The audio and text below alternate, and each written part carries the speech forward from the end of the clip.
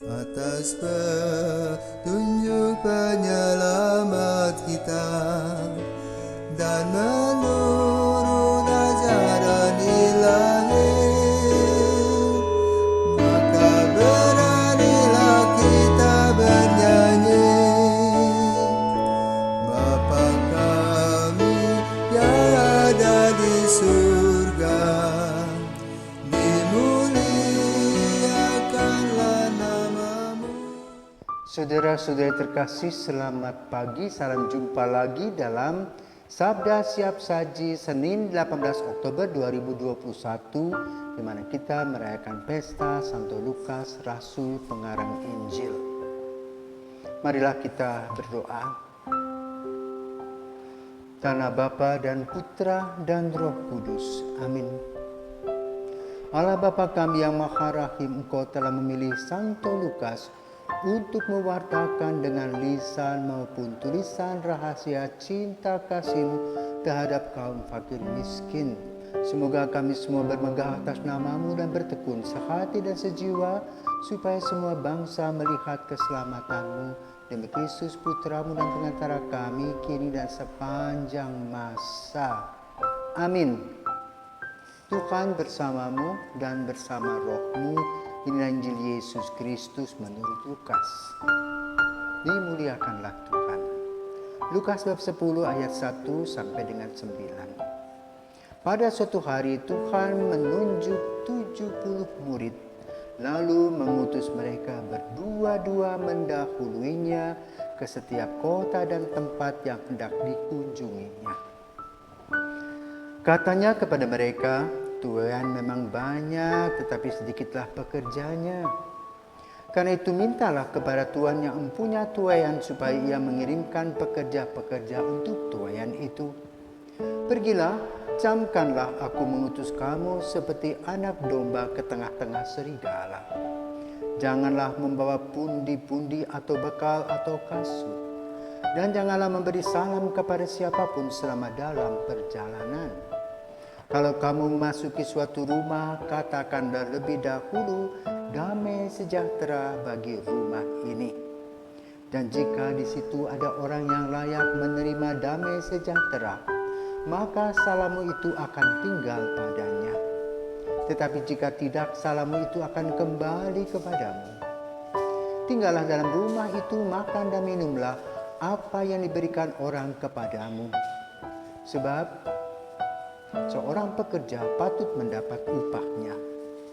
Janganlah berpindah-pindah rumah. Jika kamu masuk ke dalam sebuah kota dan kamu diterima di situ, makanlah apa yang dihidangkan kepadamu dan sembuhkanlah orang-orang sakit yang ada di situ, dan katakanlah kepada mereka, kerajaan Allah sudah dekat padamu. Demikianlah sabda Tuhan, terpujilah Kristus. Saudaraku terkasih, panggilan merupakan sesuatu yang unik. Panggilan juga merupakan satu proses tawar-menawar. Tapi panggilan pun juga merupakan suatu pengalaman yang indah bagi orang yang bersangkutan yang merasa dipanggil seperti Lukas. Lukas adalah seorang tabib yang menjadi murid Santo Paulus. Tentunya dia tidak mengenal Yesus karena Yesus sudah wafat. Namun konon, Lukas mengenal Ibu Maria di masa tuanya, di mana Maria menceritakan pengalaman demi pengalaman. Maka kemudian dia menuliskan tentang kisah kanak-kanak Yesus dalam Injilnya, Injil Lukas. Demikian pula dia menulis tentang keadaan situasi gereja perdana. Maka dia menulis juga kisah rasul-rasul sebagai bukunya yang kedua. Makanya dia menuliskan dalam Injilnya, Theophilus yang baik, engkau telah mengetahui dalam buku yang pertama tentang siapakah Yesus, dan kini siapakah rasul-rasulnya dalam kisah para rasul. tanpa Lukas yang merefleksikan, kemudian juga menganalisa, mengadakan research, dan juga refleksi yang mendalam tentang kisah kanak-kanak Yesus, maka kita mungkin tidak merayakan Natal. Namun dengan kehadiran Lukas dalam Injilnya tentang kisah kanak-kanak Yesus, maka kita setiap tahun merayakan Natal. Dan Natal berkaitan juga dengan kelahiran kita, sehingga kita memang lebih dekat. Kalau merayakan Natal lebih dekat dengan perasaan gembira Natal karena kita dilahirkan, dibesarkan. Namun dalam urusan dengan Paskah kita tidak mengalami ya. Mati dulu baru mati lagi. Injil hari ini membicarakan tentang bagaimana Yesus mengutus 70 murid. Berdua-dua mendahului dia. Ini artinya kalau kita merefleksi, kelompok atau komunitas Yesus ini yang berasal dari seorang diri menjadi 12 rasul plus 12 rasul ini mulai bertumbuh dan berkembang sehingga 70 murid. Di mana Yesus dalam mengutus para muridnya itu memberikan satu visi. Visinya apa? Kerajaan Allah sudah dekat. Artinya kita harus berbenah diri, bersiap-siap. Apakah kita cocok diundang untuk merayakan pesta itu, kerajaan Allah? Maka pembenahan diri dilakukan oleh Yesus melalui para murid. Karena itu Yesus berkata apa kepada para murid? Tuaian memang banyak, tetapi pekerja sedikit. Mintalah kepada Tuhan yang mempunyai tuaian supaya Ia mengirimkan pekerja untuk tuaian itu. Siapakah pemiliknya? Tuhan sendiri. Maka disebut kerajaan Allah sudah dekat. Kita beruntung karena kita adalah anggota kerajaan Allah. Hanya persoalannya kita aktif atau pasif. Para murid aktif melalui aktivitas mereka. Lalu Yesus memberikan satu visi. Ya, kerajaan sudah dekat, misi dan aksi. Pergi berdua-dua mewartakan kabar gembira, lalu aksinya bagaimana? Pertama dirinya sendiri dibenahi.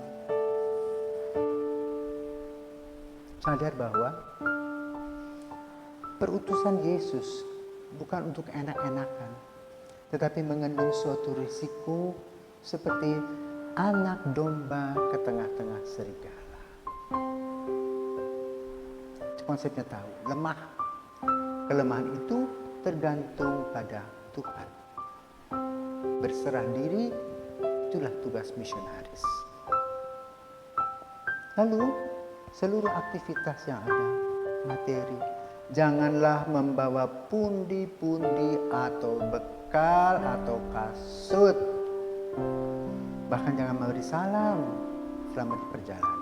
Konsentrasi kepada bagaimana mewartakan kabar gembira kepada orang-orang yang disiapkan oleh Tuhan.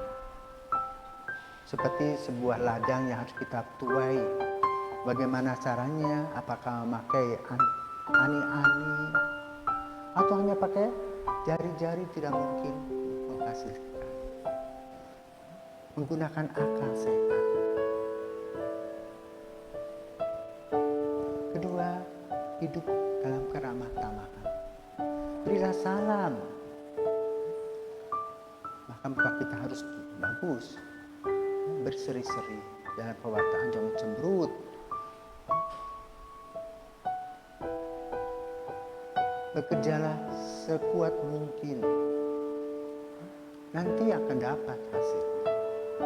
Dan jangan berpindah-pindah. Nanti kalau orang datang berkunjung ke rumahmu, orang tidak tahu. Juga jangan macam-macam tuntut. Makan apa yang ada di situ, minum apa yang ada di situ. Ya? Perhatikan orang-orang sakit mesti dibantu. Itulah tugas-tugas yang diberikan oleh Yesus kepada para murid sampai hari ini. Maka kalau kita perhatikan dan refleksi, dari buah dari refleksi ini menghasilkan yang disebut dengan diakonia, pelayanan kasih. Bentuknya apa? Satu, melalui pendidikan, orang dibuka